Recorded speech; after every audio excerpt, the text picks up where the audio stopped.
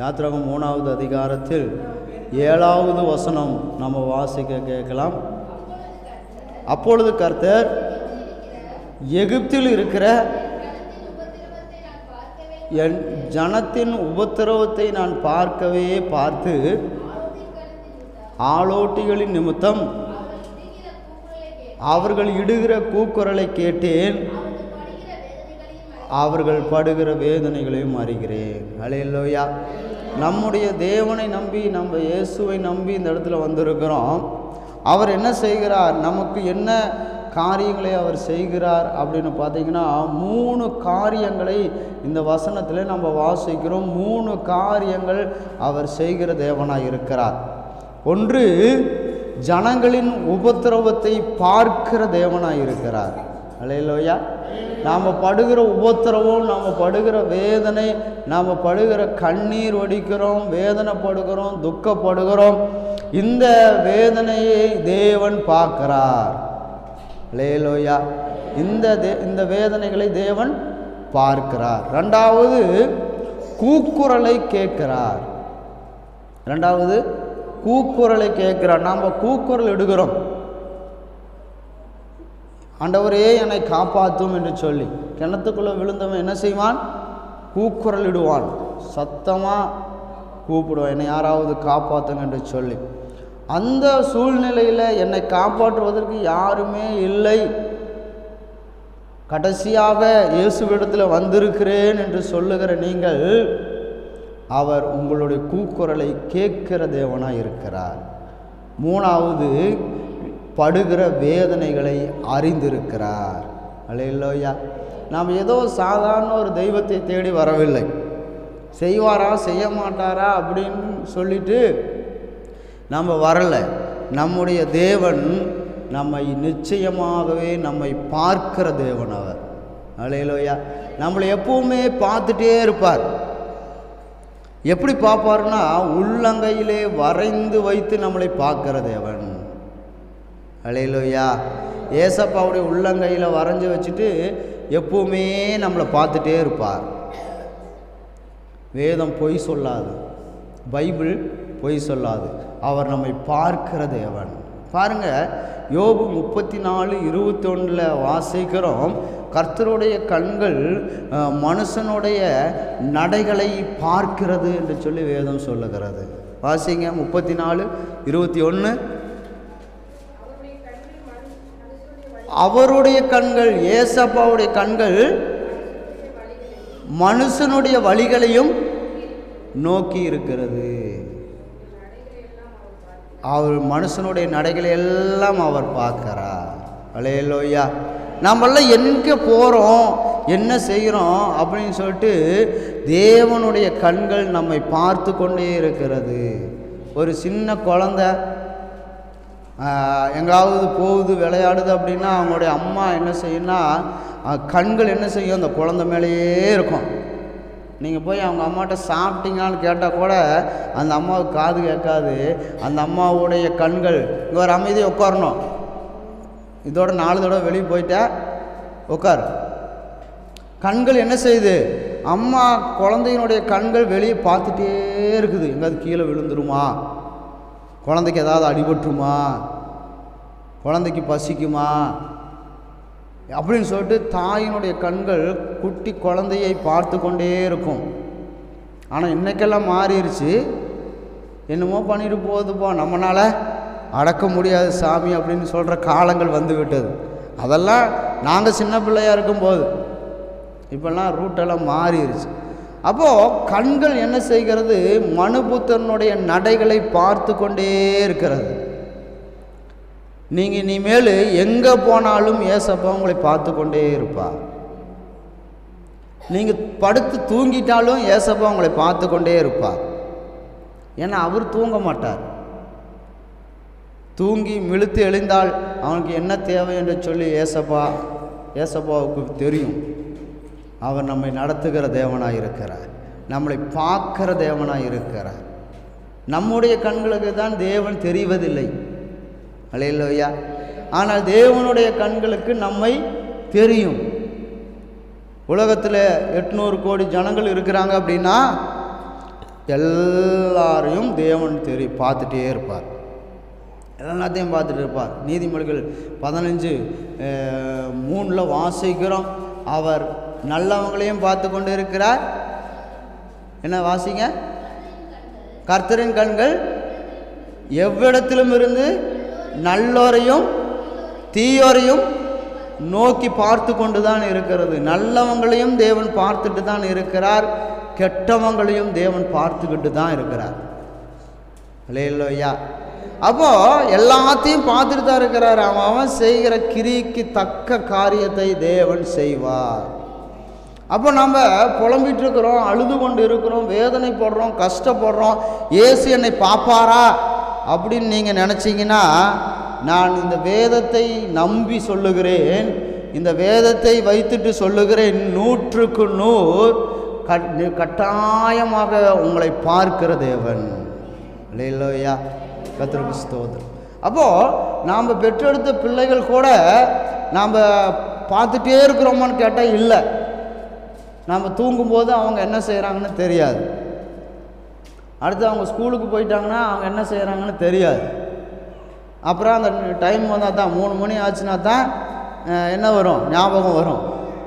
ஆனால் தேவன் அப்படியே அல்ல, இடைவிடாமல் நம்மை கவனித்து கொண்டே இருப்பார். அல்லேலூயா.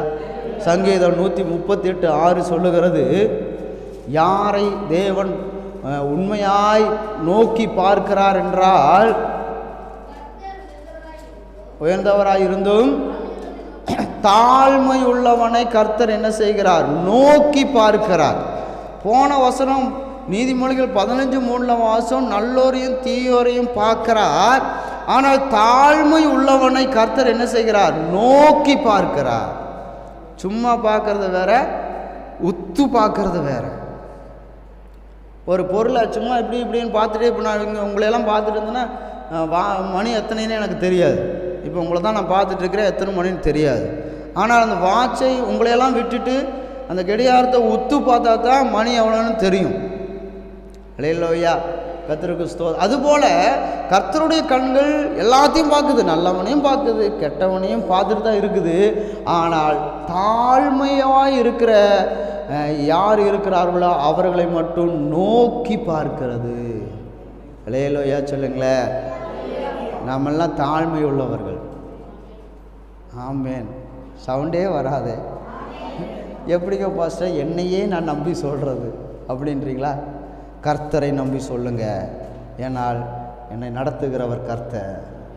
அல்லேலூயா, கர்த்தருக்கு ஸ்தோத்திரம். நம்ம தாழ்மையில் இருக்கிறோமா? எல்லாரும் ஒதுக்கப்பட்ட நிலைமையில் இருக்கிறோமா? யாருமே என்னை பார்க்கல, புருஷன் கூட என்னை கவனிக்க மாட்டேங்கிறான் அப்படின்னு ஒதுக்கப்பட்ட நிலைமையில் இருந்தால் கூட கர்த்தர் உங்களை நோக்கி பார்த்து கொண்டு இருக்கிறார். அல்லேலூயா. என் மனைவியே என்னை சரியாக கவனிச்சுக்கிறது இல்லைங்க பாஸ்டர், என் மனைவியே என்னை பார்க்கறது இல்லைங்க பாஸ்டர், என் புருஷனே என்னை பார்க்கறது இல்லைங்க பாஸ்டர். கவலைப்படாதீங்க, உங்களுக்கு ஒருவர் உண்டு. அல்லேலூயா. தள்ளப்பட்ட நிலைமையில் இருந்தாலும் உங்களை பார்க்கிற தேவன் ஒருவர் இருக்கிறார். தனியாக போகலாம், அனாதையாக ரோட்டில் போயிட்டுருக்கிறீங்களா? யாருமே இல்லை, இந்த ஊரில் வந்து அனாதையாக பொழப்பு நடத்திட்டு இருக்கிறோம். அடிபட்டு கிடந்தால் கூட யாரும் விசாரிக்கிறதுக்கு யாரும் இல்லை அப்படின்னு சொல்லி நினைக்கலாம். அடுத்தது சொந்த பந்தங்க இத்தனை பேர் இருக்கிறாங்க, எதுக்கு? எல்லாம் வேஸ்ட்டு. இன்றைக்கி தள்ளப்பட்ட நிலைமையில் நான் இருக்கிறேன், கண்ணீரோடு இருக்கிறேன் அப்படின்னு சொல்லிட்டு நினைக்கலாம். கவலைப்படாதீங்க, என் இயேசு அல்லேலூயா உங்களை பார்த்து கொண்டே இருக்கிறார். அல்லேலூயா, உங்களை பார்த்துட்டே இருக்கிறார், ஒரு போதும் கைவிடவே மாட்டார். பாருங்க, சகரியா 4:10 வாசிக்கிறோம், கர்த்தருக்கு 7 கண்கள் இருக்கிறது என்று சொல்லி வேதம் சொல்லுகிறது. ஏசப்பாவுக்கு எத்தனை கண்கள்? 7 கண்கள். அவர் கண்ணு சுற்றியும் கண்ணு தான் இருக்கும் போல இருக்குது, தலையை சுற்றியும் கண்ணு தான். இந்த பக்கம் 2, பின்னாடி 2, இந்த பக்கம் 2. அப்புறம் கர்த்தருக்கு ஸ்தோத்திரம். அவரை சுற்றிலும் கண்கள் தான். அவர் பின்னாடி அந்த பக்கம் திரும்பி பார்த்துட்டு இருந்தாருன்னா பின்னாடி இருக்கிற கண்ணு உங்களை பார்க்கும். வாசிங்க. ஆசடை பண்ணலாம். பூமி எங்கும் சுற்றி பார்க்கிற கர்த்தருடைய 7 கண்களும். பார்த்தீங்களா? கர்த்தருடைய 7 கண்கள். நம்ம ஏசப்பாவுக்கு எத்தனை கண்ணு? 7 கண்ணு. ஆமாவா இல்லைங்களா? பைபிள் பொய் சொல்லுமா? பைபிள் ஏதோ சும்மா விகடன் புக்காது, சும்மா ஏதோ கதை அடிச்சு விடுறதுக்கு இல்லை. ஏசப்பாவுக்கு 7 கண்கள். எப்படிங்க பாஸ்டர் அப்படின்னு பார்த்தா பழைய ஏற்பாட்டிலையும் சொல்லப்பட்டு இருக்கிறது, புதிய ஏற்பாட்டிலையும் சொல்லப்பட்டு இருக்கிறது. வெளிப்படுத்தின விசேஷம் 5ஆவது அதிகாரம் 6வது வசனம் சொல்லுகிறது, அப்பொழுது அடிக்கப்பட்ட வண்ணமாக இருக்கிற ஆட்டுக்குட்டி சிங்காசனத்துக்கும் 4 ஜீவன்களுக்கும் மூப்பர்களுக்கும் மத்தியிலே நிற்க கண்டேன். அதுக்கு 7 கொம்புகளையும் 7 கண்களையும் உடையதாய் இருக்கிறது. அல்லேலூயா. அடிக்கப்பட்ட வண்ணமாக இருக்கிற அந்த ஆட்டுக்குட்டியானவர் யாரு? இயேசு கிறிஸ்து. உங்களுக்கு எப்படி தெரியும் இயேசு கிறிஸ்துன்னு? கர்த்தருக்கு ஸ்தோத்திரம். நீங்கள் தாங்க பாஸ்டர் சொன்னீங்க அப்படிங்கிறீங்களா? அவர் ஆட்டுக்குட்டி அப்படின்னு சொல்லிட்டு யோவான் 1வது அதிகாரத்தில் யோவான் ஸ்நானகன் சொல்லுகிறார், இதோ உலகத்தின் பாவத்தை சுமந்து தீர்க்க போகிற தேவ ஆட்டுக்குட்டி. அல்லேலூயா. அந்த ஆட்டுக்குட்டியானவர் தான் சிங்காசனத்துக்கு முன்பாக நின்று கொண்டு இருக்கிறார். அவருக்கு 7 கண்கள். அந்த 7 கண்கள் பூமி எங்கும் அனுப்புகிற 7 ஆவிகள். அல்லேலூயா. அவர் நம்முடைய வேதனைகளை அறிகிறார், நம்முடைய கண்ணீரை காண்கிறார். அவர் இப்போ பார்த்துட்டே இருக்கிறார். உங்கள் கண்ணில் தண்ணி வரல, ஆனால் இருதயம் அழுது கொண்டு இருக்கிறதை கர்த்தர் பார்க்கிறார். நீங்கள்லாம் கண்ணில் இருந்து கண்ணீர் வந்தால் தான் பாஸ்டர் நீங்கள் அழுகிறீங்கன்னு சொல்லுவார். ஆனால் உங்கள் இருதயத்துக்குள் இருக்கிற கண்ணீரை கூட என் இயேசுவாலை பார்க்க முடியும். அல்லேலூயா. ஏசாயா 38:5 வாசிக்கிறோம், உன் கண்ணீரை கண்டேன். அல்லேலூயா. ஒரு ராஜாவுக்கு வியாதி வந்து விட்டது. பாஸ்டர் வந்து சொல்கிறாரு, எல்லாத்தையும் ஒழுங்குபடுத்து ராஜாவே, நீ செத்துருவ. அப்போது முகம் குப்புற விழுந்து சுவரல் பக்கமாக திரும்பி, ஆண்டவரே எனக்கு நான் இப்போ சாகக்கூடாது, எனக்கு வியாதி கொடுமையான வியாதி இருக்கிறது, நான் இனி சாகக்கூடாது என்று சொல்லி அழுதான். அல்லேலூயா. அழுகும் பொழுது கர்த்தர் மறுபடியும் பாஸ்டர்கிட்ட பேசுகிறாரு, நீ போய் சொல்லு, உன் விண்ணப்பத்தை கேட்டேன், உன் கண்ணீரை கண்டேன். அல்லேலூயா. கர்த்தருக்கு ஸ்தோத்திரம். அதே போல வியாதியின் கொடுமையில் நீங்கள் இருப்பீர்களானால் உங்கள் கண்ணீரை பார்த்து உங்கள் வியாதிகளை சுகமாக்குவார். அல்லேலூயா. என்னென்ன காரியத்தில் உங்கள் கண்களில் கண்ணீர் வருகிறதோ அந்த கண்ணீரை இயேசு துடைப்பார். அப்பாடா, எவ்வளோ ஒரு சந்தோஷம். உங்களை பார்க்குறாருங்க. யாருங்க? ஏசப்பா உங்களை பார்த்துட்டு இருக்கிறாரு. சந்தோஷமே இல்லையா? சந்தோஷம். கர்த்தருக்கு ஸ்தோத்திரம். அப்போது ஏசப்பா நம்மளை காண்கிற தேவன். 2வது ஏசப்பா கேட்கிற தேவன். அல்லேலூயா. அதுலேயே ஏசாயா 38:5 வாசிக்கிறோம். வாசிங்க. எசேக்கியாவை நோக்கி கர்த்தர் சொல்லுகிறது என்னவென்றால், உன் விண்ணப்பத்தை கேட்டேன், உன் கண்ணீரை கண்டேன், கூட்டுவேன். அல்லேலூயா. எத்தனை வருஷம்? அப்போ உன் விண்ணப்பத்தை கேட்டேன். நீங்கள் இங்கே வந்து என்ன விண்ணப்பம் வச்சாலும் ஏசப்பா கேட்கிற தேவன். அல்லேலூயா, அல்லேலூயா. கர்த்தருக்கு ஸ்தோத்திரம். அவருக்கு காது கேட்கும். நீங்கள்லாம் வாயை திறந்து பேசினா தான் பாஸ்டருக்கு கேட்கும். ஆனால் உங்கள் இருதயத்தில் பேசினீங்கன்னா ஏசப்பாவுக்கு கேட்கும். பாஸ்டருக்கெல்லாம் கேட்காது, பக்கத்தில் இருக்கிறவங்களுக்கெல்லாம் கேட்காது. யாருக்கு கேட்கும்? இயேசுவுக்கு கேட்கும். உங்கள் இருதயத்தில் பேசுகிறதை கூட, நீங்கள் புலம்பிக்கொண்டே போகிறதை கூட ஏசப்பா கேட்பார். அல்லேலூயா, கர்த்தருக்கு ஸ்தோத்திரம். ஒருத்தர், நான் சிங்கானூர் போயிட்டு இருக்கும்போது மேம்பாலம் ஏறிட்டுருக்கேன். அப்போது ஒருத்தர் வந்து பேசிகிட்டே போனார். சரி, இப்போ தான் எல்லோரும் லேட்டஸ்ட்டாக செல்ஃபோனில் பேசிகிட்டே வண்டி ஓட்டுற பழக்கமாச்சே அப்படின்னு சொல்லிட்டு நினச்சேன்.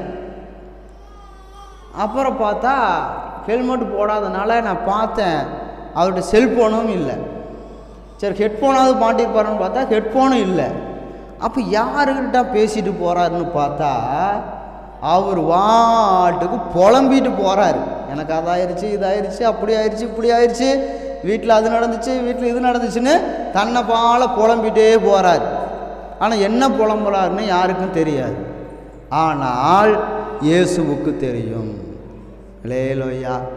அப்போ நம்முடைய புலம்புல கூட இயேசு அறிந்திருக்கிறார்.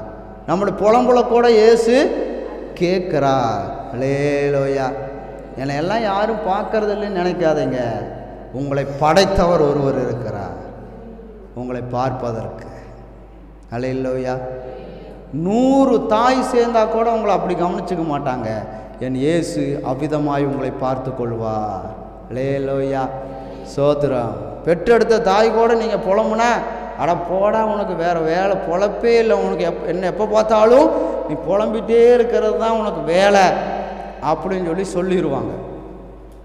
ஆனால் ஏசப்பாட்ட புலம்புனீங்கன்னா, உங்கள் இருதயத்தில் இருக்கிற வேதனைகளை அவர்கிட்ட சொன்னீங்கன்னா அவர் கேட்கிற தேவன். அல்லேலூயா. அப்போ வாசிக்கிறோம், அவர் 3:7 வாசிக்கிறோம். யாத்திராம அதிகாரத்தில் 3:7 வாசிக்கிறோம். ஆளோட்டிகளின் நிமித்தம் அவர்கள் இடுகிற கூக்குரலை கேட்டே. ஆளோட்டிகள் அப்படின்னா என்ன அர்த்தம்னா,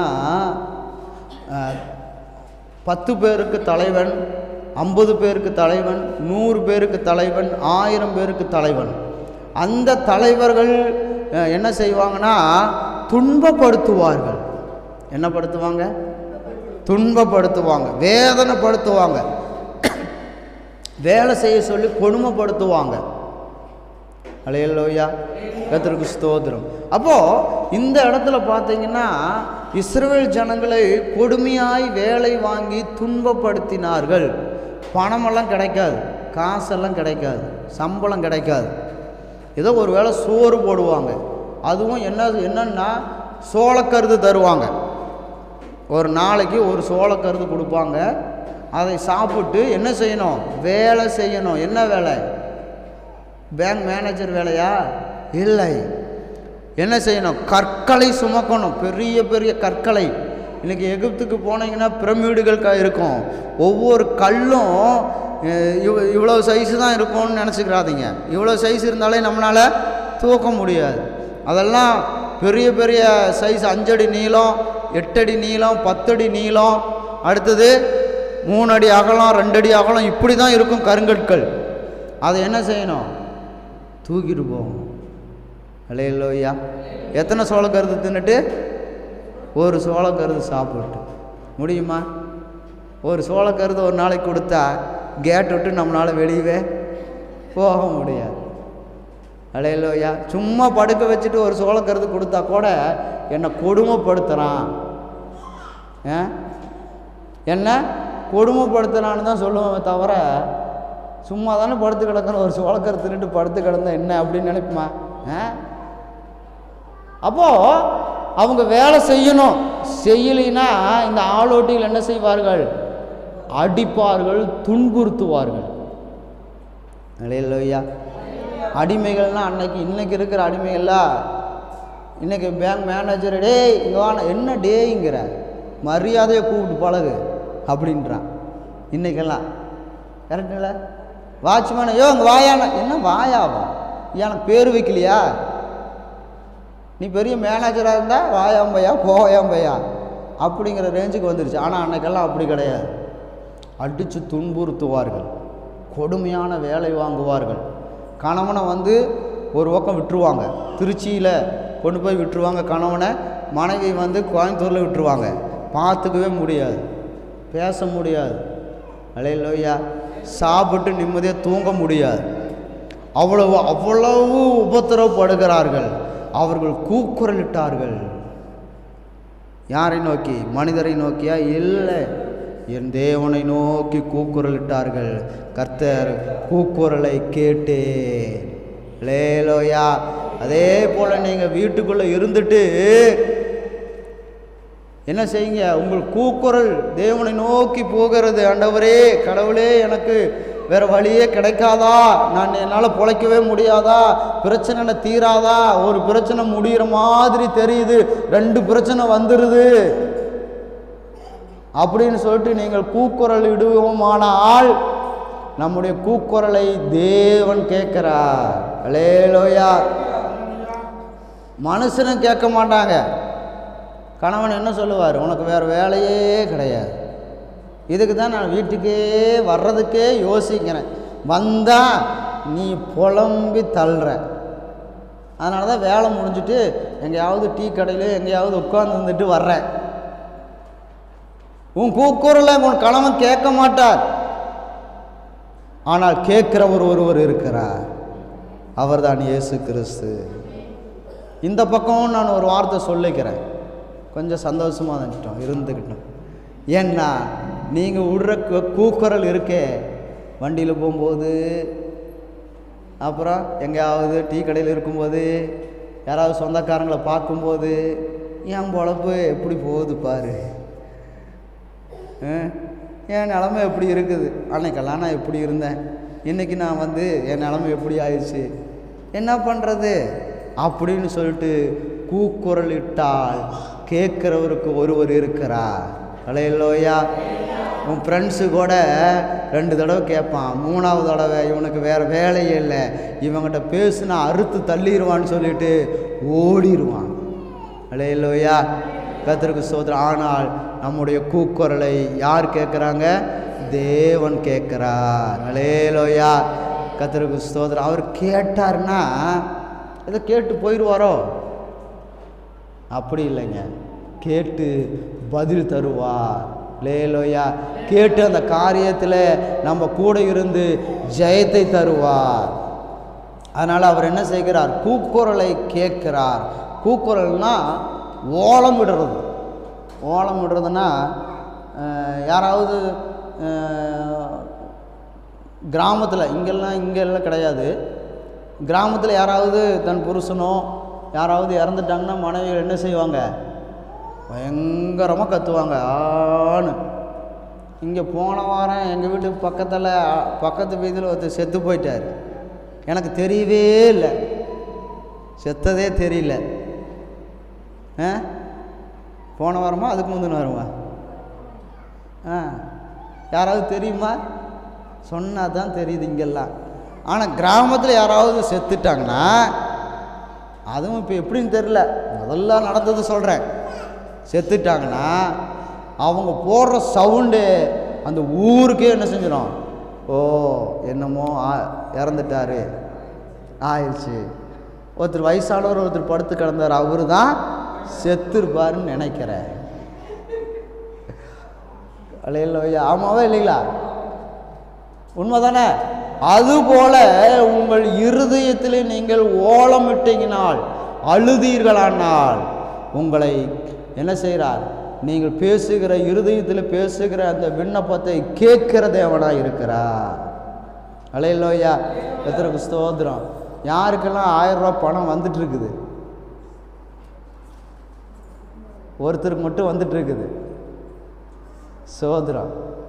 ஏன் வரலைன்னு மற்றவங்க ஏன் வரலைன்னு போய் கேட்டால் யாராவது பதில் சொல்கிற ஆள் இருக்கா? பேங்க்லேயோ போஸ்ட் ஆஃபீஸ்லேயோ எனக்கு இந்த மாதம் மகளிர் திட்டத்தில் 1000 ரூபா வரல, என்னாச்சுன்னு கேட்டால் யாராவது கேட்குறக்கு ஆள் இருக்கிறாங்களா? இல்லை, எனக்கு இது நாள் வரைக்கும் 1000 ரூபா பணம் வந்ததே இல்லை அப்படின்னு சொல்லிட்டு நீங்கள் அப்ளிகேஷன் கொடுத்தீங்கன்னா அதை வாங்கி விசாரிக்கிறதுக்கு ஆள் இருக்கிறாங்களா? இல்லை. ஆனால் நம்மை விசாரிக்க ஒருவர் இருக்கிறார். அல்லேலூயா. நம்முடைய கூக்குரலை கேட்கறதுக்கு ஒருவர் இருக்கிறார். அவருடைய பேர் தான் கர்த்தராகிய இயேசு கிறிஸ்து. அல்லேலூயா. அதனால் நம்மளை பார்க்குறக்கு ஒருத்தர் இருக்கிறாருன்னு சொல்லிட்டு தைரியமாக என்ன செய்யணும்? இறங்கி போயிட்டே இருக்கணும். அல்லேலூயா. இறங்கி செயல்படுத்தி கொண்டே இருக்கணும். விழுந்துடக்கூடாது, சோர்ந்துடக்கூடாது. அவரை நோக்கி நம்ம பார்க்கணும். பாருங்கள், ஆதியாகமம் 21:17 வாசிக்கிறோம். கர்த்தர் என்ன செய்தார்னா, தேவன் பிள்ளையின் சத்தத்தை கேட்டார், இஸ்மவேலுடைய சத்தத்தை கேட்டார். அந்த துன்பத்தின் மூலமாக பிறக்கிற அந்த ஒளிதான் அது என்னதுன்னா ஓலம், மரண ஓலன்னு சொல்லுவாங்க, ஓலமிடுறதுன்னு சொல்லுவாங்க. அந்த துன்பத்தின் உச்சந்தான் வாய் வழியாக என்ன வருது? அந்த அழுகை வருகிறது. அப்போது இந்த பிள்ளை சாக போகிறது என்று சொல்லி கத்தி கொண்டு கதறி கொண்டு குடிக்கிறதுக்கு தண்ணி இல்லாமல் சாப்பிட்றதுக்கு சாப்பாடு இல்லாமல் அழுது கொண்டு இருக்கிறது. கர்த்தர் அவங்க அம்மாட்ட சொல்கிறாரு, ஏன் அழுகிற? தேவன் பிள்ளையின் சத்தத்தை கேட்டார். அல்லேலூயா. கர்த்தருக்கு ஸ்தோத்திரம். அப்போது பிள்ளைகளுடைய சத்தத்தை கூட அவர் என்ன செய்கிறார்? கேட்கிற தேவனாக இருக்கிறார். ஏன் அழுகுது? அம்மா சொல்லும், அதுக்கு வேறு பொழப்பில்லை, அதுக்கு வேலையே இதே வேலை தான் அப்படின்னு சொல்லும். ஆனால் ஏசப்பா சொல்ல மாட்டார். ஏன் அழுகுது? ஏன் அந்த குழந்தை சத்தம் போடுது? அதுக்கு என்ன வேணும் அப்படின்னு சொல்லிட்டு இறங்குகிறார். பெத்த தாய் ஒரு இடத்துல போட்டுட்டு, இந்த குழந்தைய போட்டுட்டு தூரமாக போயிடுச்சு. ஜோகனா இங்கே பாரு, ஊசி போட்டுருவேன் உனக்கு, அப்புறம் உன் சத்தத்தை யாரும் கேட்க மாட்டாங்க, தேவன் ஒருவரை தவிர. அல்லேலூயா. இங்கே பார், அல்லேலூயா சொல்லு. கர்த்தருக்கு ஸ்தோத்திரம். அப்போது அம்மா அங்கே போட்டுட்டு தூரமாக போயிடுச்சு. ஏசப்பா வர்றாரு அம்மாட்ட, ஏம்மா என் குழந்தை சாகிறத நான் பார்க்க விரும்பலை, அதனால் நான் அங்கே போட்டுட்டு இங்கே வந்துட்டேன் அப்படின்னு சொன்னோன்னே ஏசப்பா சொல்கிறாரு, அந்த அம்மாட்ட சொல்கிறாரு, கவலைப்படாத, பயப்படாத, பிள்ளையின் சத்தத்தை தேவன் கேட்டார். அல்லேலூயா. நீ போய் குழந்தைய எடுத்துக்கோ அப்படின்னு சொன்னோன்னே அங்கே போய் குழந்தைய எடுத்துகிட்டு பார்க்குறாங்க. குழந்தை தாகத்தில் செத்துட்ருக்கு. ஒரு நீரூற்றை கர்த்தர் உண்டாக்கினார். அல்லேலூயா. அந்த இடத்துல பாலைவனமாக இருக்குது, தண்ணிக்கே வழி இல்லை, ஆனால் நீரூற்றை உண்டாக்கினார். அல்லேலூயா. ஏதோ 6 லிட்டர் தண்ணி குடிக்கிறதுக்கு என்ன செஞ்சார்? ஒரு பெரிய போரையே போட்டார். அல்லேலூயா. அவங்க என்ன அங்கேயே குடியிருந்து அங்கேயே பொழப்பு நடத்துனாங்க? இல்லை, அந்த நேரத்துக்கு தண்ணி வேணும், சாக போகிறோம். ஒரு 1/2 லிட்டர் தண்ணி குடிச்சிருப்பாங்க, ஒரு 5 லிட்டர் தண்ணியை தூக்கிட்டு போயிருப்பாங்க. மிஞ்சி போனால் எத்தனை லிட்டர் தண்ணி தான் அவங்களுக்கு தேவைப்படுச்சு? 5.5 லிட்டர் தண்ணி தான் தேவைப்படுச்சு. ஆனால் ஒரு பெரிய போரே போட்டு மோட்ரு வைக்காமல் தண்ணி வந்துச்சு. அல்லேலூயா. பெரிய விஷயம் தானே. பெரிய போரை போட்டால் நாம் எத்தனை ஹெச்பி மோட்ரு மாட்டணும்? எப்படியோ 1.5-2 ஹெச்பியாவது மாட்டணும், அப்போ தான் தண்ணி வரும். ஆனால் போரை போட்டார், மோட்டரெல்லாம் வைக்கல, கரண்ட்டும் கிடையாது, ஆனால் தண்ணி என்ன வந்துச்சு? வெளியே வந்தது. அல்லேலூயா. அதே போல் நம்முடைய வாழ்க்கையிலையும் தேவன் அற்புதத்தை செய்வார். பிள்ளையின் சத்தத்தை கேட்டார். கேட்டுட்டு போயிட்டாரா? இல்லை, அந்த இடத்துல அதிசயங்களை செய்தார். அல்லேலூயா. இங்கே நம்ம ஊரில் தண்ணி இருக்குது, ஆனால் பக்கத்து வீட்டில் போர் போடுறதுக்கு வந்து பார்த்தாங்க, தண்ணி இல்லைன்னு சொல்லிட்டு போயிட்டாங்க. போரில் தண்ணியே இல்லை, இங்கே போர் போட்டால் தண்ணியே வராதுன்னு. இங்கே இத்தனை தண்ணி இருக்குது, இங்கே பக்கத்தில் குளம் இருக்குது, இந்த பக்கம் ஒரு குளம் இருக்குது, அந்த பக்கம் ஒரு குளம் இருக்குது, ஆனால் இங்கே போர் போட்டால் தண்ணி இல்லை. அங்கே பாலைவனம் மழையே பெய்யாது. இன்றைக்கி வரைக்கும் மழை பெஞ்சது கிடையாது. மழையே பாலைவனத்தில் பெய்யாது, வெறும் மணல் தான். அங்கே எப்படிங்க தண்ணி வரும்? ஆனால் வந்துச்சு இல்லை. அதுதான் ஏசப்பாவுடைய வல்லமை. அல்லேலூயா. பிள்ளையின் சத்தத்தை கேட்டு அழுதார். சத்தத்தை கேட்டார், என்ன செய்தார்? நீரூற்றை உண்டாக்கினார். அப்போது நம்முடைய வாழ்க்கையிலும் இல்லை அப்படின்னு சொல்லிட்டு ஏங்கி கொண்டு இருந்தோமானால் தேவன் அற்புதத்தை செய்வார். அல்லேலூயா. பாருங்க, மனசுக்குள்ளே முறுமுறுத்தா கூட ஏசப்பா கேட்டுருவார்.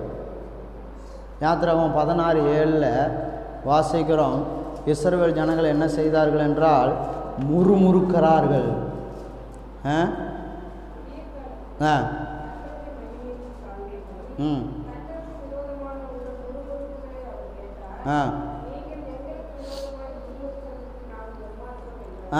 உங்கள் முறுமுறுப்புகளை அவர் என்ன செய்கிறார்?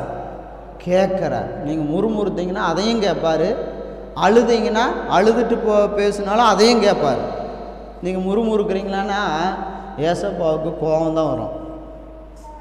முறுமுறுத்தா, ஒரு வீட்டில் ஒரு மனைவி முறுமுறுத்துட்டே இருந்தாங்கன்னா புருஷனுக்கு என்ன வரும்? கோபம் தான் வரும். அதே மாதிரி நம்ம வீட்லேயும் முறுமுறுத்துட்டே இருந்தோம்னா ஏசப்பாவுக்கு என்ன வரும்? கோபம் வரும். எல்லாத்தையும் செஞ்சுட்டு ஒரு கணவன் தன் மனைவிக்கு எல்லாமே செய்கிறாரு. கடைசியில் மனைவி நீ என்னத்தை செஞ்சுட்ட அப்படின்னா புருஷனுக்கு எப்படி இருக்கும்? பிபி எவ்வளோ உயரும்? 1000 அடே அப்பா, 1000க்கு மேலே கண்ட்ரோல் எல்லாமே போயிடும்.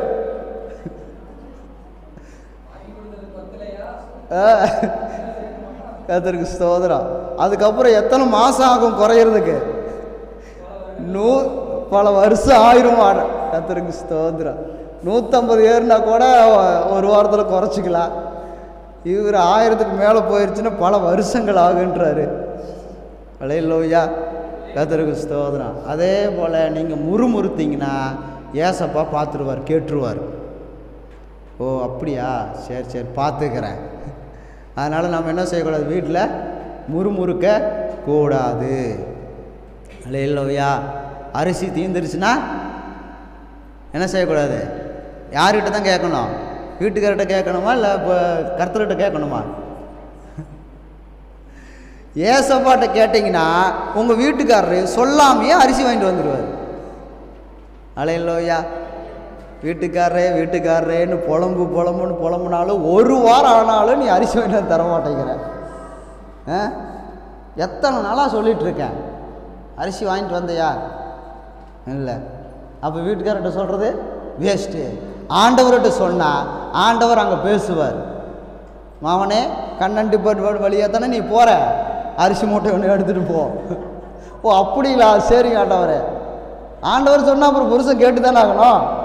ஆண்டவர் போய் எழுத்து நிற்க முடியுமா? அது எப்படி ஆண்டவரே? ஏன் அங்கே முன்னாடி ஃபோன் பண்ணி சொல்ல மாட்டாங்களா? அல்லேலூயா. கர்த்தருக்கு ஸ்தோத்திரம். ஒரு பக்தன் வந்தார். கர்த்தாவே, நம்ம நாட்டுக்கும் அமெரிக்காவுக்கும் கடல் வழியாக போகிறதுக்கு ஒரு பாலம் ஒன்று போட்டு கொடுங்க ஆண்டவரே. அதில் நான் பிஸ்னஸ் பண்ணி நல்லா பொழைச்சிக்குவேன் அப்படின்னு சொல்லி ஆண்டவர்கிட்ட ஒரு பக்தன் கேட்டாராம். அவர் சொல்லிட்டாராம், தம்பி இங்கே வர, இதெல்லாம் நீ கேட்டீங்கன்னா இதெல்லாம் செய்கிறதுக்கு வாய்ப்பே கிடையாது, இதெல்லாம் என்னால் செய்ய முடியாது, வேறு ஏதாவது கேளு, சொல்கிறேன், செய்கிறேன்னாராம். கேட்டாராம். அப்படின்னா இன்னையிலேருந்து என் பொண்டாட்டி நான் என்ன சொன்னாலும் கீழ்ப்படியணும், நான் எது சொன்னாலும் கேட்கணும், அதை செய்வீங்களான்னு அதையா செய்கிறீங்களான்னு கேட்டதுக்கு கர்த்தர் சொன்னாராம், ஏப்பா பாலம் சிங்கிள் ரோடாக போடுறதா இல்லை டபுள் ரோடாக போடுறதா அப்படின்னு சொல்லி கேட்டாராம். பார்த்தீங்களா என்னாச்சு? அப்படி கேட்டால் என்ன அர்த்தம்? இதெல்லாம் நம்மளால் செய்ய முடியாது, அது கஷ்டமாக இருந்தாலும் பரவாயில்ல, அதைவே நான் செஞ்சிட்றேன் அப்படின்னு சொல்லி கர்த்தர் சொன்னாராம். அந்த மாதிரி என்ன செய்யக்கூடாது? முறுமுறுப்பு வீட்டுக்குள்ளே இருக்கக்கூடாது. நீங்கள் முனவிட்டே இருந்தோம்னா வீட்டுக்காரருக்கு கேட்காது, மனைவிக்கும் கேட்காது, பிள்ளைகளுக்கும் கேட்காது. ஆனால் யாருக்கு கேட்டுரும்? ஏசப்பாவுக்கு கேட்டுரும். அதனால் முறுமுறுக்க கூடாது. என் இயேசு எனக்கு எல்லாம் செய்வார் சொல்லி பாருங்க, கேட்பார். அல்லேலூயா. என் இயேசு எனக்கு செய்யாமல் யாருக்கு செய்ய போகிறார்? செய்வார் அப்படின்னு சொல்லி பாருங்க. அது ஏசப்பாவுடைய காதில் போய் விழுகும். அல்லேலூயா. கேட்டு என்ன செய்வார் என்றால் விடுதலை தருவார்.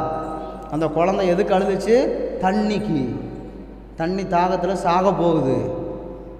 அப்போ கேட்டு சும்மா விடலை, குடிக்கிறதுக்கு தண்ணி கொடுத்தார்.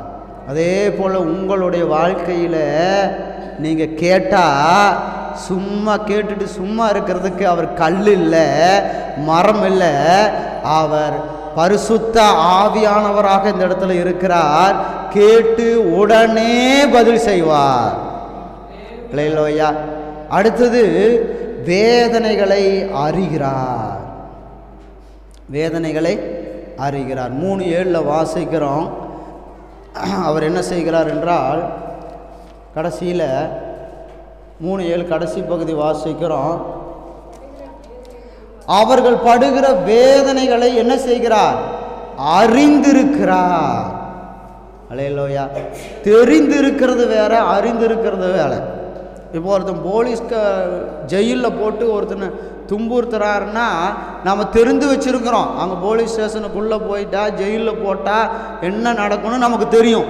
அடிப்பாங்க, அப்புறம் சாப்பாடு சரியாக கொடுக்க மாட்டாங்க, அப்புறம் போர்வை தலைவாணி இருக்காது, அப்புறம் ஃபேன் இருக்காது, அப்புறம் எப்போ பார்த்தாலும் பயந்துகிட்டே இருக்கணும். இதெல்லாம் நமக்கு தெரிந்திருக்கிறது. ஆனால் அறிந்திருக்கிறது என்றால் அனுபவித்திருக்கிறது. அல்லேலூயா. நம்முடைய பிரச்சனைகளை அனுபவித்திருக்கிறோம்.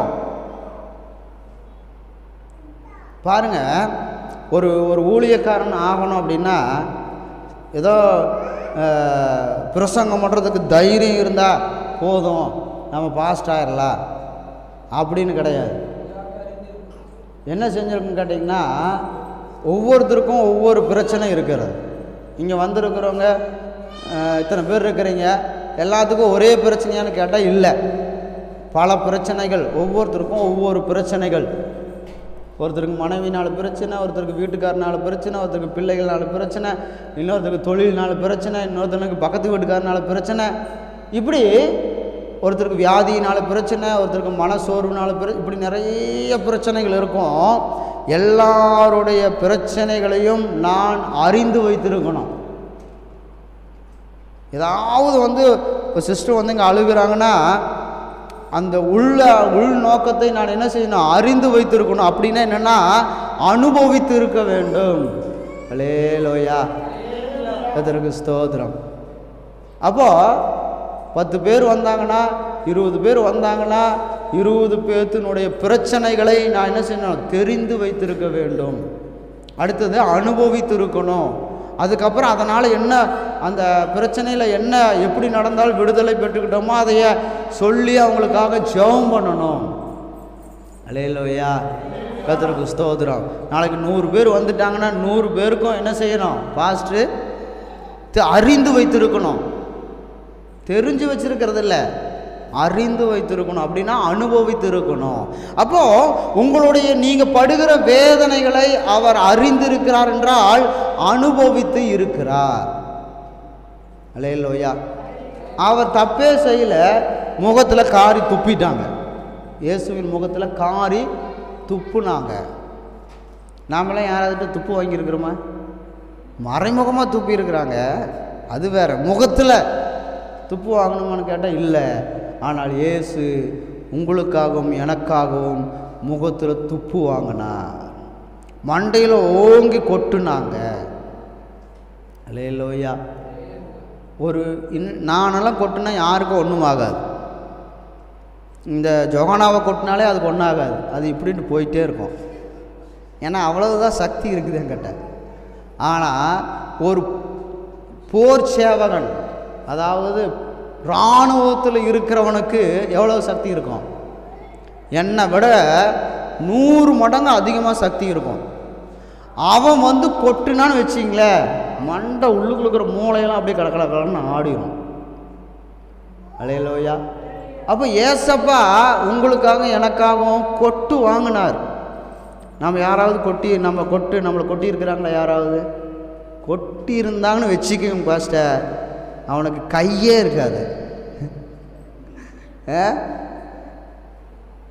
ஆனால் இயேசு நமக்காக கொட்டு வாங்கினார். அதுக்கு பேர் தான் பரிகாரம். நீங்கள் உங்கள் வீட்டில் கஷ்டம் இருக்குல்ல, இந்த பரிகாரம் செய்யுங்க அந்த பரிகாரம் செய்யுங்கன்னு சொல்லியிருக்கிறாங்கல்ல. அப்போ நமக்காக ஒருத்தர் பரிகாரம் செஞ்சுட்டார். எதுனா கொட்டு வாங்கினார் பார்த்தீங்களா, அது ஒரு பரிகாரம். காரி துப்பு வாங்கினார் பார்த்தீங்களா, அது ஒரு பரிகாரம். அடுத்தது கன்னத்தில் ஓங்கி அடித்தாங்க. அல்லேலூயா, கர்த்தருக்கு ஸ்தோத்திரம். ஏசப்பா திரும்பி பார்த்தார். நான் தான் ஒரு தப்புமே செய்யலையே, என்னை ஏன் அடிச்சேன்னு கேட்டார். நம்மளை யாராவது அடிச்சிருந்தாங்கன்னா என்ன இருக்கும்? திருப்பி அவ்வளோதான், கையே அவளுக்கு வேலை செய்யாது. வெட்டி போட்டு போயிட்டே இருப்பாங்க. ஆப்பா பார்த்தீங்களா, எவ்வளவு பெரிய வீரம் நம்ம தமிழ்நாட்டு வீரர்கள் வீராங்கனைகள். சோதரம் பெண்கள் ராஜாவாக இருந்த பூமி நம்ம பூமி, சாதாரண பூமியா? கர்த்தருக்கு ஸ்தோத்திரம். ஆனால் ஏசப்பா என்ன செய்தார்? நமக்காக பரிகாரம் செய்தார். அடுத்தது சவுக்கில் 39 அடி அடித்தாங்க இயேசுவை. ஏன் 39 அடி அடித்தாங்கன்னா, 40 அடி அடிச்சிட்டாங்கன்னா அவனை சாகடிக்கக்கூடாது, அவனை விடுதலை ஆக்கிடணும். அது அன்றைக்கி சட்டம். அதனால் இவங்க தந்திரமாக என்ன செஞ்சாங்க, 39 அடி அடிச்சுட்டு விட்டுட்டாங்க. அது எப்படின்னா, ஒவ்வொரு கைப்பிடியிலையும் 12 சவுக்குகள் இருக்கும். நம்ம ஒரு சவுக்கு வாங்கினா ஒன்று தான் இருக்கும், ஒரு கைப்பிடி இருக்கும், ஒரு சவுக்கு இருக்கும் குதிரையை அடிக்கிறதுக்கு, மாடு அடிக்கிறதுக்கு. ஆனால் அவங்க வச்சுருந்த சவுக்குக்கு 12 சவுக்கு இருக்கும், ஒரு கைப்பிடி இருக்கும். 12 சவுக்குலையும் முனையில் கொக்கி இருக்கும், இரும்பு கொக்கி இருக்கும். அந்த கொக்கி முனையில் பாலிஷ் குண்டு இருக்கும், சைக்கிளுக்கு போடுறாங்கல்ல பாலிஷ், அந்த குண்டு இருக்கும். அது அடிக்கும்போது 12 சவுக்கும் உடம்புல படும் பொழுது அந்த பாலிஷ் குண்டினுடைய இந்த ஸ்பீடு போனோடனே தசையை பொழந்துட்டு இந்த பாலிஷ் குண்டு என்ன செஞ்சிடும், உள்ளுக்குள்ளே போயிடும். அதுக்கப்புறம் இந்த கொக்கி என்ன செஞ்சிடும், உள்ளுக்குள்ளே மாட்டிக்கும், மீன் வாயில் மாட்டுற மாதிரி. அப்போது அதை இழுக்கும்போது 12 இடத்திலும் இருக்கிற சதைகளை பிச்சுட்டு வெளியே வரும். எப்படி கத்தி வச்சு ஒரு உடம்பை அறுத்தால் எப்படி இருக்குமோ அப்படி 12 கொக்கிகளும் என்ன செய்யும், பிச்சுட்டு வெளியே வரும். ஏன் கடவுள் இந்த மாதிரி வேதனைகளை அனுபவிக்கணும்னு கேட்டால், நீங்களும் நானும் நல்லா இருக்கணுங்கிறதுக்காக பரிகாரம். அல்லேலூயா, பரிகாரம். நீங்களும் நானும் எப்படி இருக்கணும், நல்லா இருக்கணும், சந்தோஷமாக இருக்கணும், வியாதி இருக்கக்கூடாது, பண கஷ்டம் இருக்கக்கூடாது, தரித்திரம் இருக்கக்கூடாது, போராட்டம் இருக்கக்கூடாது. அப்படிங்கிறதுக்காக நம்ம யாருக்கிட்டையோ போய் பரிகாரம் செய்யணும். ஆனால் நமக்கு பரிகாரம் செய்ய தேவையில்லை, பரிகாரம் இயேசு செய்து விட்டார். அல்லேலூயா, கர்த்தருக்கு ஸ்தோத்திரம். அந்த மாதிரி 39 முறை என்ன செய்தார்கள், இயேசுவை அடித்தார்கள். அதுக்கப்புறம் என்ன செஞ்சாங்க, சிலுவையை என்ன செஞ்சாங்க, பெரிய மரம் 8 அடி நீளம் உள்ள ஒரு மரத்தை இயேசுவின் தோள் மேல் வைத்து சுமக்க சொன்னார்கள். அதெல்லாம் என்ன தெரியுமா, மரம் கிடையாது, நீங்களும் நானும் செய்த பாவம். அல்லேலூயா, நம்ம முன்னோர்கள் செஞ்ச பாவம் நம்ம தலையில் வந்து விடிஞ்சிருக்கு. நான் தான் எந்த பாவம் செய்யலையேன்னு நீங்கள் சொன்னீங்கன்னா நான் ஒத்துக்கிறேன், நீங்கள் எந்த பாவம் செய்யலைன்னு. ஆனால் நமக்கு முன்னோர்கள் செஞ்ச பாவம் நம்ம தலையில் வந்து வெடிஞ்சிருக்குது. இப்போது நாம் யாருக்கிட்ட அதை கொடுத்துட்டோம், ஏசப்பாட்ட. அல்லேலூயா, அந்த பாரத்தையெல்லாம் யாருக்கிட்ட கொடுத்துட்டோம். அதனால தான் சொன்னார், வருத்தப்பட்டு பாரம் சுமக்கிறவர்களே எல்லாரும் எங்கே வாங்க, என்னிடத்தில் வாங்க. எந்த தெய்வம் சொல்லிச்சு இந்த மாதிரி? இயேசு மட்டும்தான் சொல்லியிருக்கிறார். அல்லேலூயா. அடுத்தது அந்த மரத்திலேயே மலை மேலே கொண்டு போய் நிற்க வச்சு 3 ஆணிகள் அடித்து தொங்க விட்டுட்டாங்க.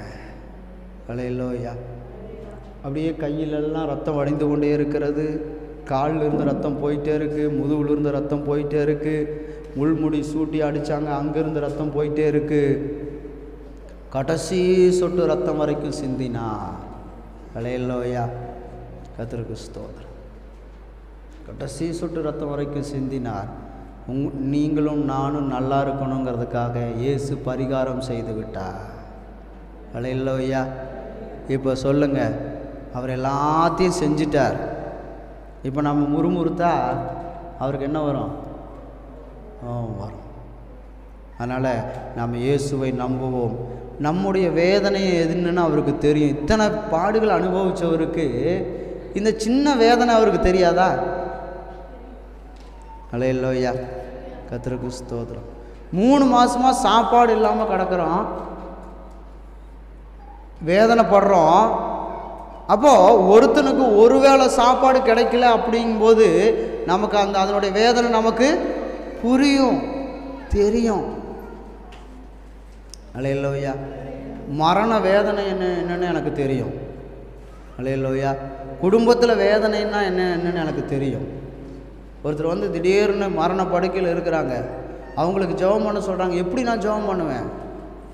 ஆண்டவரே சுகம் கொடுங்க அப்படி இப்படின்னு இல்லை, அந்த உருக்கத்தோட நான் அன்னைக்கு மரண வேதனை பட்டேன்ல, எனக்கு எப்படி இருந்ததுன்னு சொல்லிட்டு அந்த உணர்வு எனக்குள்ளே வரும். அந்த மரண வேதனையில் இருக்கிறவங்களுக்காக நான் ஜெபிக்கும் பொழுது அழுது ஜெபம் பண்ணுவேன். அல்லேலூயா. அதனால் உபத்திரவப்படுகின்ற உபத்திரவத்தை அவர் அற்பமாய் நினைக்கவே மாட்டார்.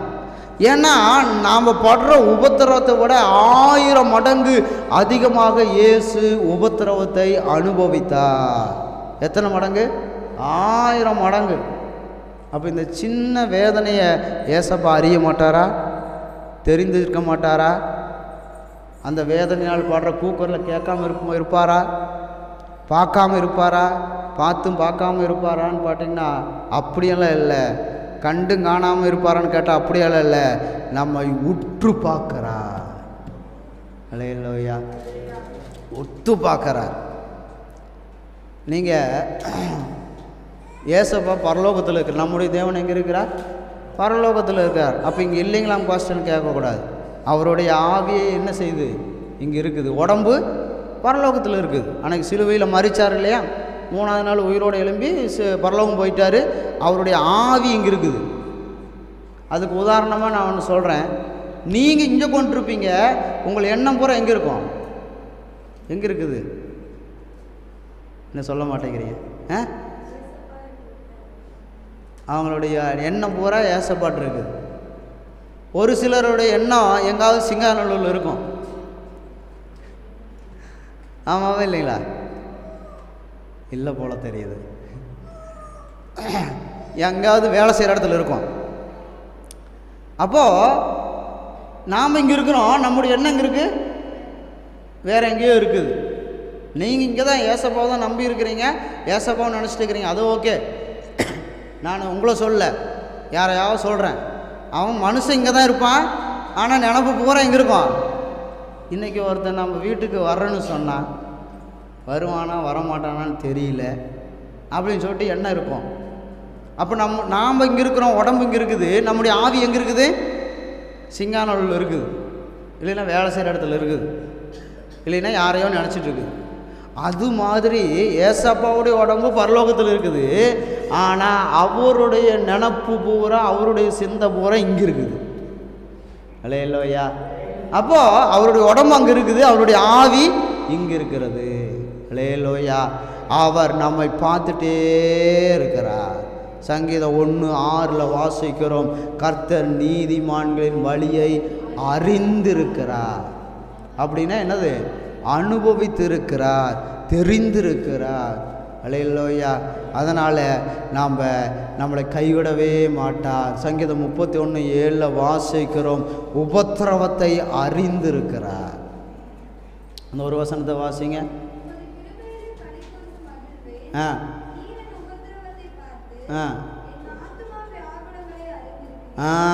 உபத்திரவத்தை பார்த்து அறிந்திருக்கிறார். கவலைப்படாதீங்க. அல்லேலூயா. அழாதீங்க. அல்லேலூயா.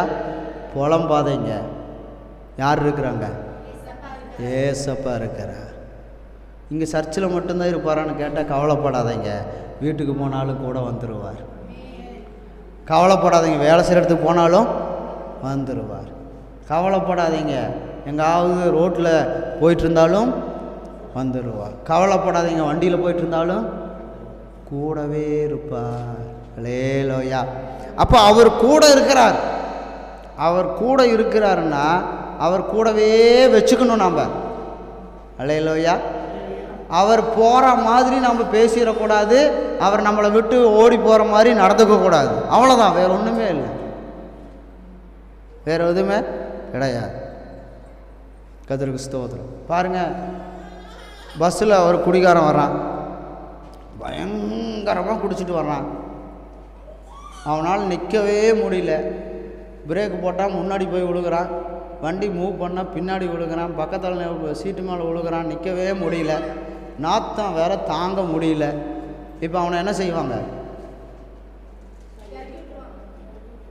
இறக்கி விட்டுருவாங்க. என்ன நல்ல ஹோட்டல் கடையை பார்த்தா, இல்லை ஒரு நல்ல சாராய கடையை பார்த்தா எங்கே இறக்கி விடுவாங்க? எங்கே எந்த காடாக இருந்தாலும் பரவாயில்ல, இறக்கி விட்டுட்டு போயிட்டே இருப்பாங்க. அப்போது ஒரு மனுஷனே நாம் தகாத முறையாக இருக்கும் பொழுது அவங்க என்ன செய்கிறதில்ல, நம்ம கூட ஒட்டுறதில்லை, சேர்றதில்லை. அப்போ கர்த்தர் நம்மோடு இருக்கணும், நம்ம வீட்டில் இருக்கணும் அப்படின்னா அவரை 100க்கு 100 முழுமையாக நம்பணும். அல்லேலூயா. முழுமையாக நம்பணும். வந்தால் வரட்டும், கர்த்தருக்கு சித்தமானால் நடக்கட்டும். அப்படியா? நான் சந்தோஷமாக இருக்கிறது கர்த்தருக்கு சித்தமாக இருந்தால் நடக்கட்டும். அப்படியே ஜெபம் பண்ணுறது. நான் சந்தோஷமாக இருக்கிறதுக்கு என் இயேசு என்ன வேணாலும் செய்வார். மலைகளை வழிகளாக்குவார். அப்போது கர்த்தாவே உமக்கு சித்தமாக இருந்தால் நடத்துங்க ஆண்டவரே. கர்த்தருக்கு ஸ்தோத்திரம். நான் சந்தோஷமாக இருக்கிறதுக்கு ஏசப்பா என்ன வேணாலும் செய்வார். பாருங்கள், அபிகாயில்னு சொல்லிட்டு ஒரு அம்மா, தாவீது அபிகாயில் புருஷனை கொல்லணும், ஏன்னா நிறைய நன்மைகள் செஞ்சுருக்கிறாரு. ஆனால் அவனுடைய புருஷன் எதுவுமே செய்யலை, திட்டான், நான் தாவீதை கேவலமாக பேசிட்டான், கொல்லணும்னு நினச்சார். அப்போ அபிகாயில் போய் காலில் விழுந்து என் புருஷனை மன்னிச்சிருங்க ஐயா, தெரியாமல் பண்ணிட்டாரு அப்படின்னு சொன்னோன்னே என்ன செஞ்சிட்டாரு? சரி போ, மன்னிச்சிட்ட போ. அல்லேலூயா. ஒரு மனுஷனே மனசு மாறுறான்னா ஏசப்பா மாற மாட்டாரா? உங்களுக்காக செய்யாமல் இருப்பாரா? ஒரு மனுஷனே செய்கிறான். பெண்களை கண்டா என்னமோ இறங்கன்னு சொல்லுவாங்க. என்னது தெரியாதா? தெரியாதுங்க பஸ். அப்போது ஒரு மனுஷனே மனசு மாறுகிறான் என்றால் நான் என் தேவன் 100க்கு 100 மனசு மாறி உங்களை ஆசீர்வதிக்க வல்லமையுள்ளவராக இருக்கிறார். குற்றங்களையும் குறைகளையும் மன்னித்து அவருடைய இரத்தத்தினாலே கழுவி சுத்திகரித்து ஆசீர்வதிக்கிற தேவனாக இருக்கிறார். அவர் நம்முடைய உபத்திரவங்களை அறிந்திருக்கிறார். நம்முடைய அந்தரங்கத்தை கூட தெரிஞ்சு வச்சிருக்கிறாருங்க. ஒரு பழமொழி கவிஞர் சொல்லுவாங்க, பெண்களுடைய மனசு கடல் மாதிரி ஆழமாக இருக்குமா, அது யாருக்கும் புரியாதான், தெரியாதான். அப்படி தானே? என்னது பழமொழியில் வேறு மாதிரியா? அதான் அப்படி தான் வரும். ஆனால் மனசு யாராவது அவங்க வீட்டுக்காரரே என்ன செய்ய முடியாது, கண்டுபிடிக்கவே முடியாது. ஆனால் ஏசப்பா கண்டுபிடிச்சிருவார். சங்கீதம் 44:21 வாசிங்க. சங்கீதம் 44. தேவன் அதை ஆராய்ந்து விசாரியாது இருப்பாரோ? இருதயத்தில் இருக்கிற அந்தரங்கங்களை அவர் அறிந்திருக்கிறாரே. அதுங்களா, இருதயத்தில் ஆழத்தில் இருக்கிறது கணவனுக்கு தெரியாமல் இருக்கலாம், மனைவிக்கு தெரியாமல் இருக்கலாம், பிள்ளைகளை ஏமாற்றலாம். ஆனால் இயேசுவை ஏமாற்ற முடியவே முடியாது. நீங்கள் என்ன நினச்சிட்டு உட்காந்துட்டு இருக்கிறீங்கன்னு ஏசப்பாவுக்கு தெரியும். மணி 12 ஆயிடுச்சு, இவர் இப்போ தான் ஆரம்பிச்சிட்ருக்கிறாரு அப்படின்னு நினைக்கிறது கூட ஏசப்பாவுக்கு தெரியும். லேலோயா, கர்த்தருக்கு ஸ்தோத்திரம்.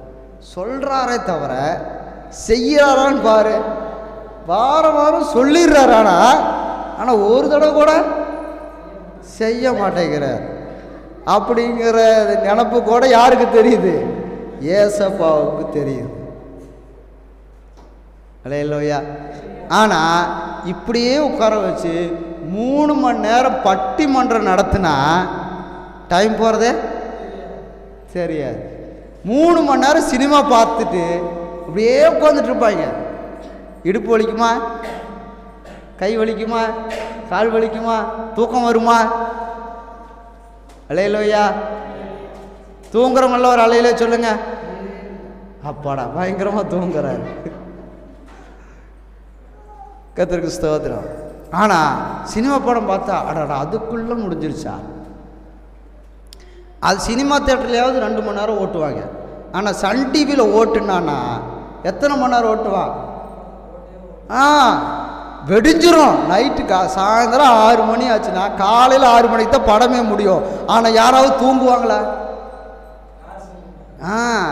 எத்தனை விளம்பரத்தை போட்டாலும் அதை பார்க்காம விடுறது கிடையாது.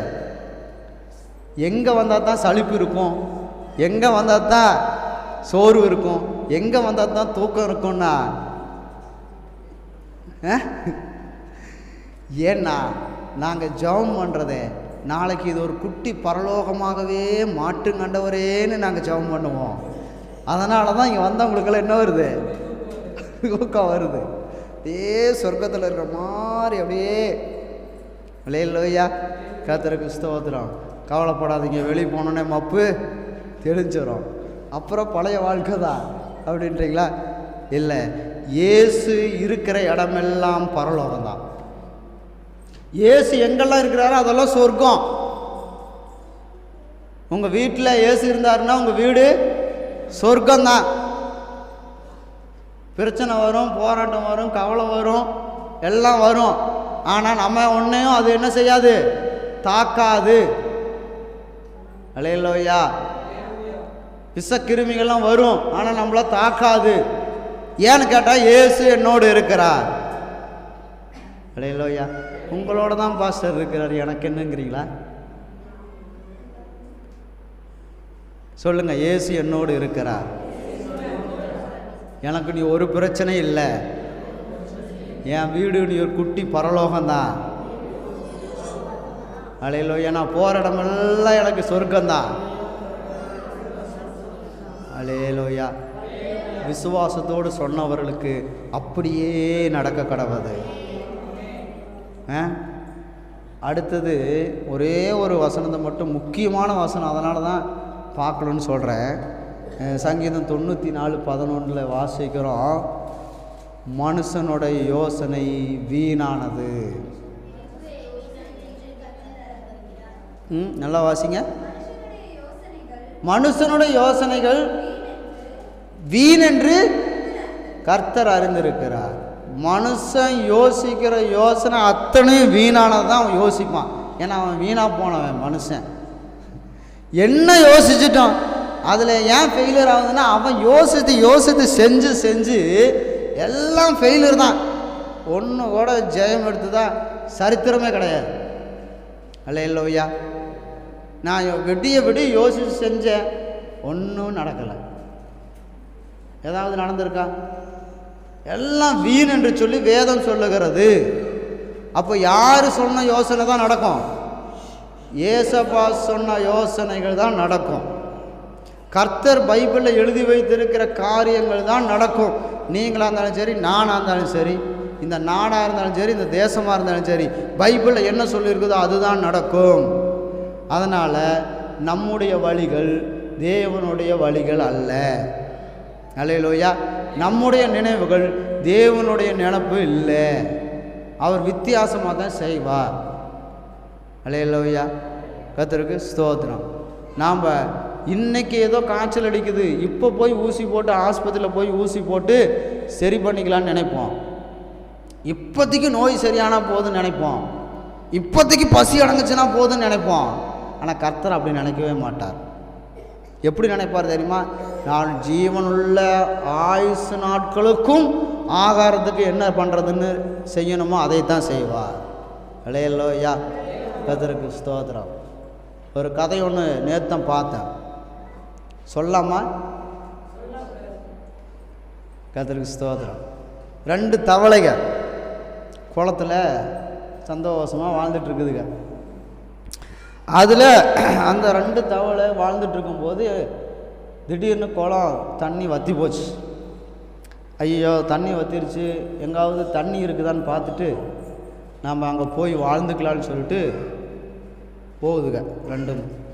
போகிற வழியில் ஒரு கிணறு, அந்த கிணத்தை எட்டி பார்த்தா தண்ணி நிறையா இருக்குது. உடனே ஒரு தவளை, டேய் தண்ணி நிறையா இருக்குதுடா, குதிடா, உள்ளுக்குள்ளே நம்ம இருந்துக்கலாம், சந்தோஷமாக இருந்துக்கலாம், தண்ணி தான் நிறையா இருக்குதான்னு. இன்னொரு தவளை யோசிச்சுட்டே இருந்துச்சு, என்னடா இது அப்படின்னு சொல்லிட்டு. இவன் கேட்குறான், என்னடா யோசிக்கிறா, தண்ணி தான் நிறையா இருக்குதுல்ல, அப்புறம் என்னடா யோசிக்கிற? இல்லைடா, குளத்துல தண்ணி வற்றி போச்சு, நாம் என்ன செஞ்சிட்டோம், மேலே ஏறி வந்துட்டோம். இந்த கிணறு ஆழமான கிணறு, இதுக்குள்ளே ஒரு வேளை வற்றி போச்சுன்னா நம்ம எப்படிடா மேலே ஏறி அடுத்த பக்கம் போகிறதுன்னு யோசிக்கிறேன். அல்லேலூயா, கர்த்தருக்கு ஸ்தோத்திரம். பார்த்தீங்களா? அப்போ நம்ம அவசரப்பட்டு எந்த காரியத்தையும் என்ன செஞ்சிடக்கூடாது, செஞ்சிடக்கூடாது. அதனால தான் கர்த்தர் சொன்னார், மனுஷனுடைய யோசனை நல்லதுன்னு சொன்னாரா, ஏதோ பரவாயில்லைன்னு சொன்னாரா, வீணு. அப்போ இந்த தவளை சொல்லிச்சான், ஆமாண்டா குளத்தில் வத்திருச்சு வந்துட்டோம், கிணத்துல வத்திருச்சுன்னா நம்மளால் மேலே ஏறி வர முடியாது, உள்ளுக்குள்ளே சமாதி தான். அப்போது ஒரு தவளை வந்து நீ இது வாழுகிற இடமாய் பார்த்தது, ஆனால் இன்னொரு தவளை அது சொல்லுச்சு, இது நமக்கு சமாதியான இடம் தாண்டா, வாழக்கூடிய இடம் கிடையாது. ஏதோ கொஞ்ச நாளைக்கு என்ன செஞ்சுக்கலாம், தண்ணி இருக்கிற வரைக்கும் வாழ்ந்துக்கலாம், அப்புறம் நமக்கு இதுதான் சமாதின்னு சொல்லுச்சு. அல்லேலூயா. அதனால் நம்முடைய யோசனை வேண்டாம். யார் யோசனை கொடுக்கணும்? ஏசப்பா கொடுக்கணும். நீங்கள் இயேசுவை நம்பினீங்கன்னா தருவார். அல்லேலூயா. இயேசுவை நம்பினீங்கன்னா செய்வார். இயேசுவை நம்பினீங்கன்னா எல்லா காரியத்தையும் கூட இருந்து ஆலோசனை கொடுத்து எல்லாத்தையும் செய்வார். நாம் இன்னைக்கு நல்லா இருந்தால் போதும்னு நினைக்கிறோம். ஏசப்பா 25 வருடம் கழித்து நல்லா இருக்கணும் அப்படிங்கிறதுக்காக பிளான் போடுகிறவர் தான் நம்ம ஏசப்பா. அல்லேலூயா. இப்போ சொல்லுங்கள், இப்போ நல்லானா போதுமா? இங்கிலீஷ் மெடிசன் சாப்பிட்டீங்கன்னா இப்போதைக்கு நல்லாயிரும், ஆனால் மறுபடியும் நாட்டு மருந்து சாப்பிட்டா அப்படியா? எது சாப்பிட்டாலும் வேலையாகாது. ஏசப்பா தான். அல்லேலூயா. அப்போது கர்த்தருக்கு ஸ்தோத்திரம். அவர் பசிக்கிறவனுக்கு ஒருத்தர் மீன் பிடிச்சு கொடுத்தால், மீனை வறுத்து கொடுத்தால், பொறிச்சு கொடுத்தால் சாப்பிட்டு படுத்துருவான். அடுத்த தடவை பசிக்கும் பொழுது அவன் வேதனைப்படுவான். அதனால் பசிக்கிறவனுக்கு மீனை கொடுக்காத, பசிக்கிறவனுக்கு மீன் பிடிக்க கற்றுக்கொடு அப்படின்னு சொல்லி சொல்கிறாங்க. அல்லேலூயா. அதுபோல் நமக்கு கற்றுக் கொடுக்கிறார். அதனால தான் லேட் ஆகுது. அதனால தான் இன்னும் கொஞ்சம் சரியாகாமல் இருக்குது. இன்னும் நிறைய நம்ம கற்றுக்கணும். புரியுதுங்களா? இப்போ சொல்லுங்கள், எல்லாத்தையும் கற்றுக்கிட்டு வெற்றி நட போடணுமா, இல்லை ஏதோ அறகுறையா இருந்துட்டு அப்படியே நோண்டிட்டு அப்படியே போய் சேருவோம் அப்படியா? ஏதோ இருக்கிறேன் எப்போ போய் சேருவோன்னு தான் தெரியல, அந்த கர்த்தருக்கு தான் தெரியும் அப்படின்னு வாழணுமா, இல்லை எல்லாவற்றையும் கற்றுக்கிட்டு வெற்றி நடை போடணுமா? ஆமென். அல்லேலூயா. கர்த்தருக்கு ஸ்தோத்திரம். அதனால் நாம் ஜெயிக்கணும். இயேசு நம்மோடு இருக்கிறார். நம்ம தோற்று போகிறதுக்காக வாழல, ஜெயிக்கணும். அல்லேலூயா. நான் ஜெயிக்க பிறந்தவன். நீங்கள் தான் ஜெயிப்பீங்களோ அப்படிங்கிறீங்களா? நீங்களும் சொல்லுங்க, நான் ஜெயிக்க பிறந்தவன். அல்லேலூயா. எல்லா பாடுகளையும் நான் ஜெயிக்கணும், எல்லா போராட்டத்தையும் நான் ஜெயிக்கணும். என் இயேசு என்னோடு இருக்கிறார், நான் ஜெயிப்பேன். கர்த்தருக்கு ஸ்தோத்திரம். நம்ம கண்களை மூடி நம்ம அப்படியே ஜெபம் பண்ணலாம். ஆண்டவரே, கர்த்தாவே, கிருபையாய் இந்த இடத்துல இறங்கும்படியாக நான் ஜெபிக்கிறேன். கிருபையாய் இறங்கும்படியாக நான் ஜெபிக்கிறேன். ஆண்டவரே, தேவ பலன் என்னை ஆண்டு கொள்வதாக, பரிசுத்த ஆவியானவர் என்னை நிரப்பும்படியாக கேளுங்க. எல்லாரும், ஆவியானவரே என்னை நிரப்புங்க, பரிசுத்த ஆவியானவரே என்னை நிரப்புங்க. புது பலன் எனக்கு உண்டாகட்டும் தகப்பனே, புதிய உற்சாகம் எனக்கு உண்டாகட்டும் தகப்பனே, புது பலன் எனக்கு உண்டாகட்டும் தகப்பனே. நான் தோற்று போகிறதுக்காக நான் கிறிஸ்துவை தேடி வரவில்லை, ஜெயிக்கிறதுக்காக வந்திருக்கிறேன். ஏனென்றால் அவர் கேட்கிற தேவன், அவர் பார்க்கிற தேவன், அவர் நம்மை அறிகிற தேவன். அல்லேலூயா. அவர் எல்லாவற்றையும் செய்கிற தேவனாய் இருக்கிறார். அல்லேலூயா. அவருக்கு சித்தமானது எதுவோ அவர் கையினாலே வாய்க்கும். அவர் சித்தமானது அவர் கையினாலே வாய்க்கும். அல்லேலூயா. ஸ்தோத்திரம். ஒரு 20 வயசு புள்ள வந்து எனக்கு திருமணம் செய்து வைங்கன்னு கேட்டால் கர்த்தர் செய்வார்.